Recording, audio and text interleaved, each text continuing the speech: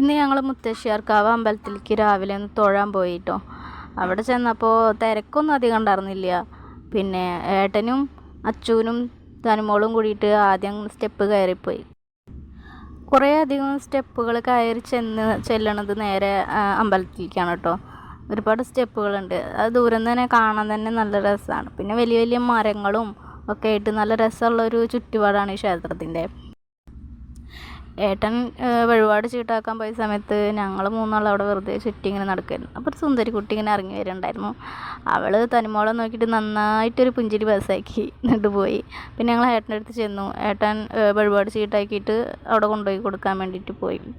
പിന്നെ അച്ചു അവിടെ കണ്ട ക്യൂ നിൽക്കണ അവിടെയുള്ള കമ്പിയുടെ മുകളിൽ കുറച്ച് നേരം അങ്ങനെ ഇരിക്കുന്ന കണ്ടു. അധികം തിരക്കൊന്നുമില്ലല്ലോ. അപ്പോൾ ഞങ്ങൾ ഫ്രീ ആയിട്ട് വേഗം എല്ലാതും കഴിഞ്ഞു കേട്ടോ. തനിമോൾ അവിടെ നിന്ന് കിട്ടിയൊരു പേന എടുത്തിട്ട് അവിടെ കൊട്ടി കളിക്കാൻ തുടങ്ങി. മോളുണ്ടായതിനു ശേഷം ഞങ്ങൾ ആദ്യമായിട്ടാണ് ഈ അമ്പലത്തേക്ക് തൊഴാൻ വരുന്നത് കേട്ടോ.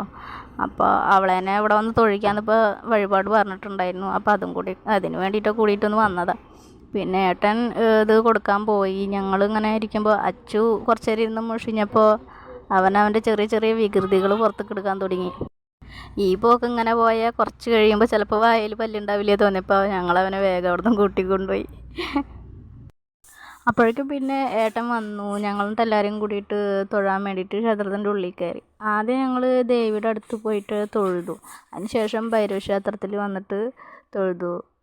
പിന്നെ പുഷ്പാഞ്ജലി കഴിപ്പിച്ചതും പായസം കഴിപ്പിച്ചതൊക്കെ കിട്ടി. പിന്നെ കുറച്ച് ചുറ്റി തൊഴാനുണ്ട് കേട്ടോ. വലിയൊരു അമ്പലമാണിത്. ഒരുപാട് കാണാനും ഉണ്ട്. കാണാൻ തന്നെ നല്ലൊരു ഭംഗിയുള്ളതാണ്.